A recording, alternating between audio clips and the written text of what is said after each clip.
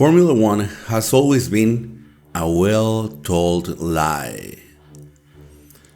We are told it is the pinnacle of engineering, but often it's merely the pinnacle of political compromise.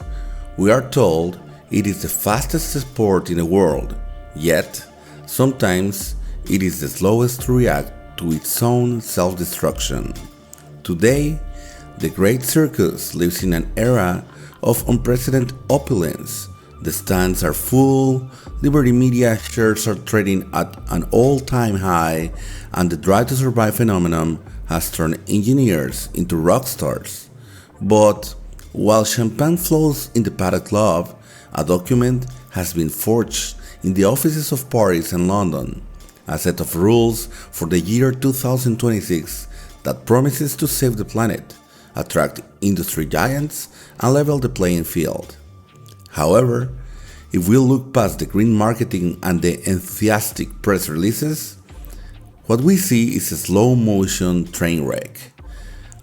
An identity crisis that could turn the most sophisticated cars in history into technological Frankensteins, incapable of racing one another. This is not just the story of a regulation change, it is the story of how Formula One, in its quest for global relevance, might be designing its own disaster.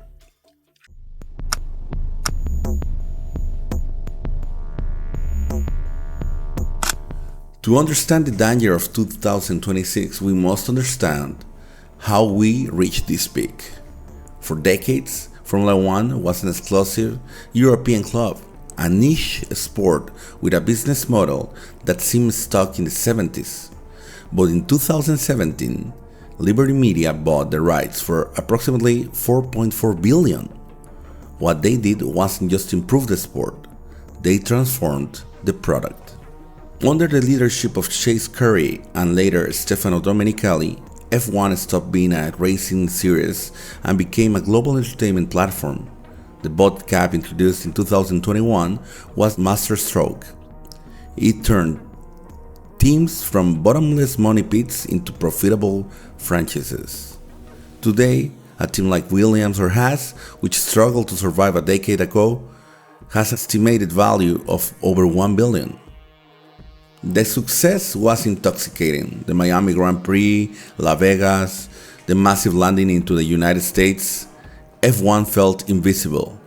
But in that euphoria, a dangerous ambition took root.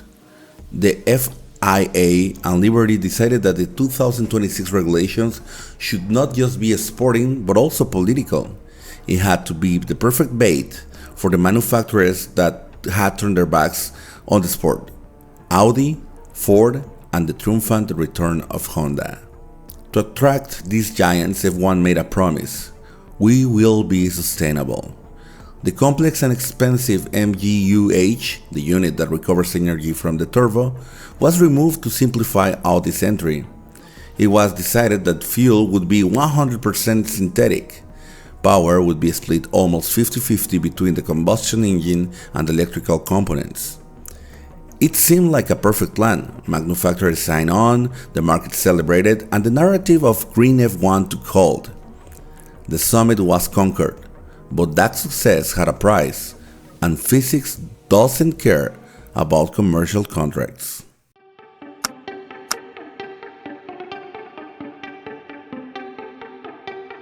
When team engineers received the first simulations of the 2026 technical regulations, panic gripped the paddock. The problem wasn't a single rule, but the collision of all of them. By trying to compensate for the loss of thermal engine power with a massive increase in the electrical side, jumping from 120 kilowatts to 350 kilowatts, the FIA created a monster. This is where suspicion turns into evidence. Early simulations showed something ridiculous: cars running out of electrical energy halfway down the straights. At circuits like Monza or Spa, drivers would have to downshift in the middle of a straight to try to recharge the battery, or simply accept that their car would suddenly lose 300 horsepower. Imagine the pinnacle of a motorsport watching its drivers lift off the throttle because the software decided the battery was drained. To solve this, the FIA introduced the active aerodynamics, not just the DRS, but front and rear wings that move constantly to reduce the drag. It is a band-aid solution for a structural problem. Drivers have already expressed their skepticism, and Max Verstappen was the first to sound the alarm. That's not how a racing car should feel. The greatest irony is that these rules designed to attract competition could kill the spectacle. In 2014, Mercedes found an advantage with its power unit and destroyed the competition for 7 years. In 2026, with such radically different engines and new fuels, the risk of a single manufacturer finding a legal loophole or superior efficiency is extremely high. We could move from the Verstappen era to another era of absolute dominance where races are decided on engine test benches months before the season even begins.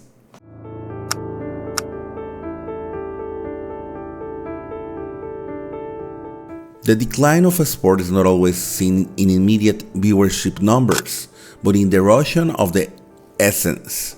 The 2026 regulations risk turning Formula 1 into a glorified version of Formula E, but with twice the weight and triple the costs. The fundamental problem is weight and agility. The 2026 cars will be shorter and narrower, which sounds good, but they will have to carry a battery weighing nearly 200 kilograms to power that giant electric motor.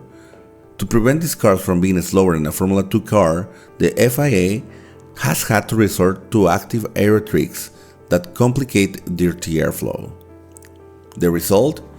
It is highly likely that following to another car will become impossible again, destroying all the progress made in 2022. Furthermore, there is the strategy question. If 50% of the power is electric, energy management will be more important than the racing line or the driver courage. We will see energy trains, where no one attacks for fear or depleting the battery before the last lap. It's not competition, it's accounting at 300 km per hour. Formula 1 has fallen into the trap of wanting to please everyone. It wanted to please environmentalists with synthetic fuels, manufacturers with simplified engines, and shareholders with constant spectacle. But by trying to everything to everyone, it risks being nothing to anyone.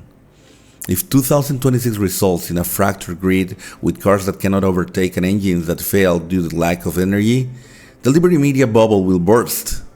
People will be tired of the neon lights of Las Vegas if what happens on the track is boring or artificial. Adrian Newey, the greatest designer in history, decided to leave Red Bull just before this new world began. Perhaps he saw something that we are only beginning to glimpse.